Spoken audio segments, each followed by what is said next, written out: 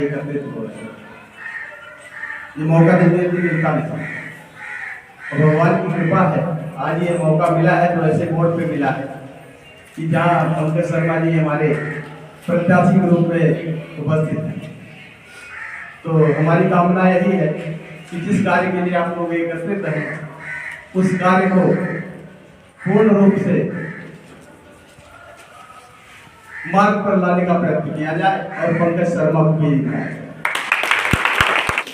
सबसे पहले तो इस पावन स्थल को नमन, जहाँ पे मुझे सौभाग्य मिला कि मैं आपके बीच उपस्थित हूँ। पुजारी जी को नमन, मेरी माताएं बहनों को नमन और मेरे बड़े बुजुर्ग साथी, मेरे साथी मित्र यहाँ आए हैं उनको भी नमन करता हूँ और हार्दिक अभिनंदन करता हूँ। देखिए, जैसा कि हमारे सभी वरिष्ठ ने बताया कि इस चुनाव की शुरुआत या मेरे खड़े होने की शुरुआत इस चुनाव में मंदिर से हुई थी, जो एक पावन स्थल है और आज भी मैं एक पावन स्थल पर ही खड़ा हूँ, जहाँ पर मैं आपसे वोट की अपील करूँगा और कुछ श्रेष्ठताएँ आपको बताऊँगा। देखिए, आप जैसा कि जानते हैं हमारा इलाका या हमारा वार्ड सवापुर 250 हमेशा अनदेखी में रहा है। विकास की व्यवस्थाएं दूर से दूर रही हैं। आप देखेंगे कि यमुनाबाद जैसे इलाके में हर व्यवस्था आपको बिल्कुल मजबूती से मिलेगी, जो कि यहाँ पे नहीं है। यहाँ से क्या लोग ये समझते हैं कि यमुनाबाद के लोग भोले हैं, उनसे जैसे कहेंगे वैसे मान जाएंगे, हर बार की तरह राष्ट्रीय मुद्दे को उठा लेंगे और वोट ले लेंगे और हम सीट निकाल के जय जयकार करा के निकल जाएंगे। तो ये जो फैसला था चुनाव लड़ने का मेरा बड़े बुजुर्गों का था। अब बड़े बुजुर्ग का आदेश का मतलब है कि ये ऊपर वाला भगवान से ये आदेश आ रहा है सीधा सीधा। ऐसा नहीं है कि ये मतलब किसी ने मुझे कहा कि भाई तू खड़ा हो जा, इसमें ये फायदा ये फायदा, ऐसा कुछ नहीं है। ये ऊपर का से आदेश आ रहा है, भगवान के द्वार से आदेश आ रहा है, मैं तो ये मानता हूँ। और यहाँ पे मैंने मतलब एक विकास का संकल्प लिया है कि मैं पूरी निष्ठा से पूरी ईमानदारी से कार्य करूँगा और कहीं भी अपने पूरे सालों वार्ड को ऐसा नहीं देखने दूंगा कि ये कहीं से भी किसी मामले में यमुनाबाद इलाके से कम है।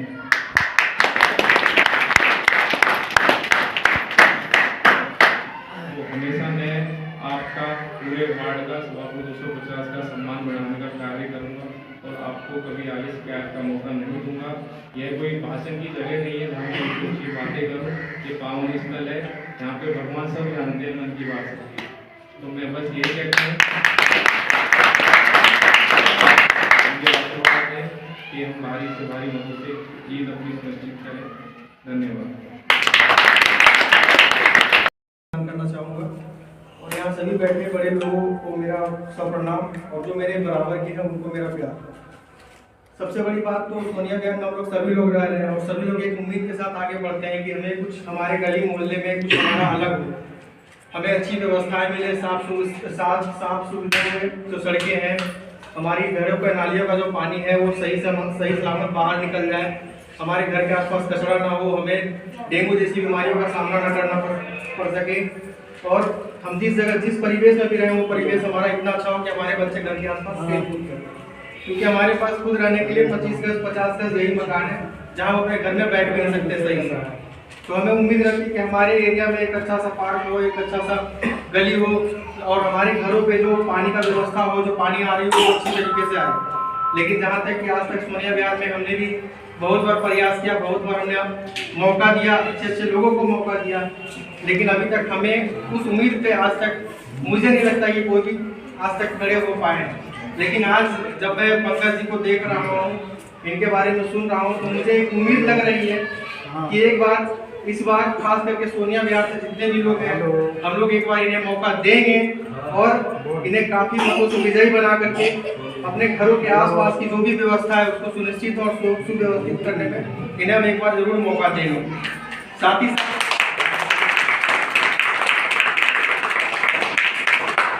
साथ सभी लोग एक संकल्प कर लो। एक स्लोगन है, कहते हैं कि कौन कहता है कि आसमान में सुराख नहीं हो सकता, कौन कहता है कि आसमान में सुराख नहीं हो सकता, तबीयत से एक पत्थर तो उछालो यारो। मैं कहता हूं कि अगर आपके अंदर अगर लगन है, आप अगर चाहते हैं कि अपने घर, आपके घर के आसपास का परिवेश, आप जो सुबह घूमने जाते हो उसके लिए एक अच्छा सा पार्क, सारी व्यवस्थाएं आपको मिलना है, अगर आप चाहते हो तो एक बार बस हाथी का बटन दबाओ और सारे मौके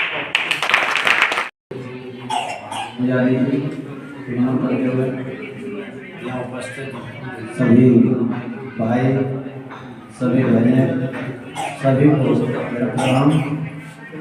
आज इस प्रांगण में यहाँ बैठे हैं तो इसी तरह से आज यहाँ जिस तरह मान लो 50-100 आदमी बैठे हैं, ऐसे वो 500 आदमियों की मीटिंग थी, पंचायत थी कि करना क्या चाहिए। भारतीय जनता पार्टी, आम आदमी पार्टी गरीबों की तरफ नहीं ध्यान दे रहे हैं। ये तो अपने चहेते, जो इनके चहेते उनको टिकट दिया, उनके वापस सभापति को बिल्कुल अनदेखी कर रहे हैं। तो इस बात को लेकर वो पंचायत टिकट दी वहाँ चल रही, तो वहाँ चर्चा चल रही थी। 5 आदमी के विचार था चुनाव लड़ने का, उनमें से किसी को टिकट नहीं मिला था, ना आम आदमी पार्टी से, न कांग्रेस से, न भाजपा से। तो वहाँ ये कहा कि अब 5 में से किसी को लड़ाते हैं तो विरोध होगा। तो पंचों ने कहा कि यदि हम किसी एक आदमी का नाम सुझा दें तो किसी को कोई बुराई तो नहीं। सब साथियों ने कह दिया कोई बुराई नहीं, पंच जो फैसला देंगे, पंच परमेश्वर के बराबर होते हैं, हम उसे स्वीकार करेंगे। तो साथियों, पंचों ने फैसला दिया कि एक बच्चा न राजनीतिक है न राजनीतिक था, फर्क कितना है। ये परिवार पहले से गांव का, जैसे 24 गांव का सरपंच होता है, तो इनके जो दादा है सरपंच है, और सरपंच होकर उन्होंने जो सेवा की वो लोगों को पता था कि किस तरह की व्यक्ति, तो उन्होंने उस व्यवस्था को देखते हुए इनका नाम की घोषणा कर दी। जब इनको बुलाया गया कि पंकज जी आओ, पंकज जी ने कहा बताओ क्या है विचार, कि ऐसे तुम्हें जो चुनाव लड़ने के लिए तैयार होना है। पंकज ने कहा मेरी तो राजनीति की इच्छा नहीं थी, लेकिन अगर पंचों ने मेरे पे भरोसा किया तो मैं अपनी पढ़ाई लिखाई छोड़ देता हूँ और मैं सेवा करने के लिए तैयार हूँ।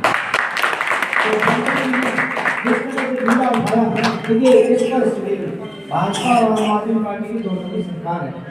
बहुजन समाज पार्टी कहीं भी किसी भी एंगल पे नहीं जीती, लेकिन उस परिस्थिति में इन्होंने जो बीड़ा उठाया, जिस तरह से इनके साथ बैठकर वोट और समाज का वोट, सर्व समाज का, हिंदू मुस्लिम सिख ईसाई सभी समाज के लोग बैठे थे इसमें, और सबने ये तय किया कि हमें एक वोट चुन के पंकज शर्मा को हाथी का बटन दबा के देना है।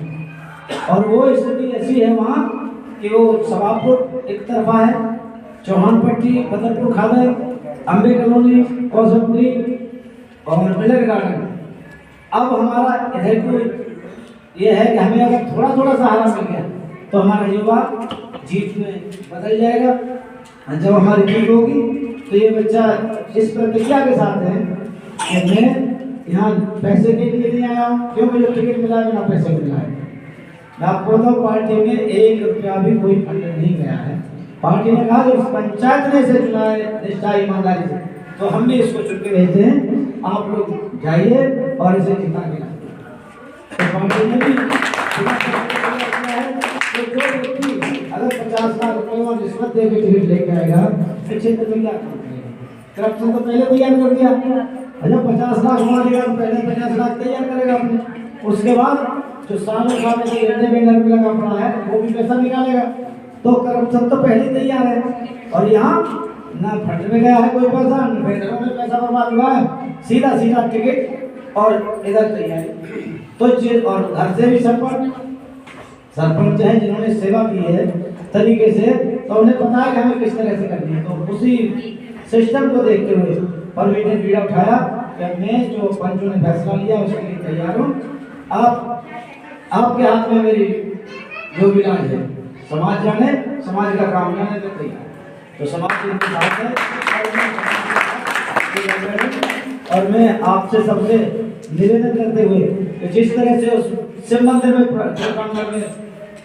सभी ने प्रतिज्ञा की और उसको पूरा करने में लगे हुए हैं, इसी तरह से आप लोग भी यहाँ मंदिर में बैठे हैं, इस प्रांगण में बैठे, कहते हैं कि जीवन का मैंने सौंप दिया सब भार तुम्हारे हाथों में, उद्धार पतन सब अब मेरा है भगवान तुम्हारे हाथों में।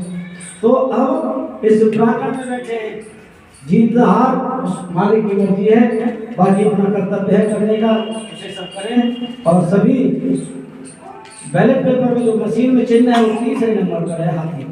सभी हाथी का बटन दबाकर अपने बच्चे अपने भाई को हाथी का बटन दबाकर विजयी बनाएं और अपने क्षेत्र की समस्याओं का समाधान कराएं। इसी के साथ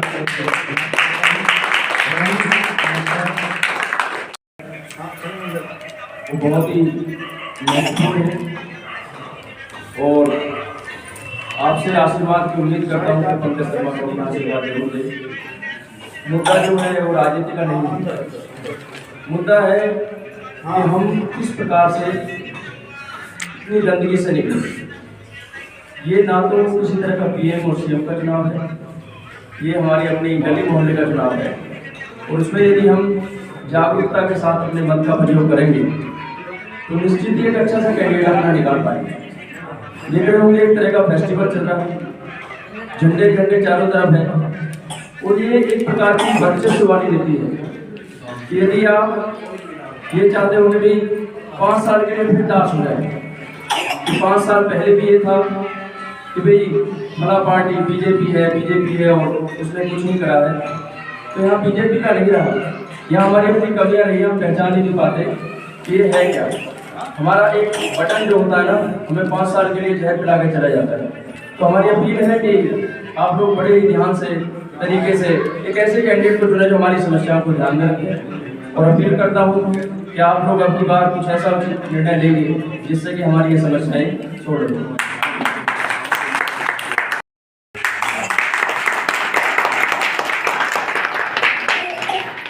पंडित जी का आशीर्वाद मंदिर में मिला है और अगर मंदिर में किसी को आशीर्वाद मिल जाए तो इससे बड़ी कोई बात नहीं होती। अगर आप ये समय होती है तो उसको दिखाया जाता है। इस तरह के हालात हमारे सभापति उसी क्रिया को देखते हुए हमने पंकज शर्मा को चुनाव की ये जिम्मेदारी ली है कि आप जीत करके आए और सोनिया गांधी सभापति की जो बदहाली स्थिति है उसको सुधारने का काम करें और उनके नागरिकों को जो मूलभूत सुविधाएं चाहिए होती हैं उनको दिलाने का काम करें। तो ये जिम्मेदारी पंकज को पंचायत के माध्यम से मिली है। पंकज का कोई खुद का विचार चुनाव लड़ना नहीं था, लेकिन जब पंचायत ने उसको चुनकर के जिम्मेदारी दी है तो पंकज ने उसको माना और पंचायत का सम्मान करते हुए उसने कहा ठीक है मेरे का पंचायत की जिम्मेदारी दी है तो मैं चुनाव लड़ूंगा दूसरा क्या करके सोनिया गांधी होगी सेवा करूँगा। यहाँ पर जो समस्याएं हैं उनको निपटाने का काम होगा। ये पंकज ने हमें भरोसा दिया है। आप देख रहे हो कि दिल्ली में रहते हो, दिल्ली दूसरे कोने में जाते हो, वहाँ पे सड़कें साफ सफाई सब कुछ होता है, लेकिन हमारे सोनिया गांधी के हालात इतने बद से बदतर है। इसकी लड़ाई लड़ने का कीड़ा जो पंकज ने पहली बार उठाया है। चुनाव काफी लोग लड़ रहे हैं और चुनाव जीतने का सभी प्रयास कर रहे हैं और जो चुनाव अब तक जो लोग लड़ रहे हैं मैं आपको बता दें सभी राजनीतिक पार्टियों से जुड़े और अपने अपने नागरिकों से चुनाव जीतने की भरपूर कोशिश करते हैं। पर लेकिन आपने देखा होगा उससे पहले भी ये पार्टी के लोग चुनाव जीतने चल जाते हैं और कोई काम यहाँ के लिए नहीं करते। अगर ये काम यहाँ के लिए करते तो सोनिया गांधी हालात में बुरे ना होते।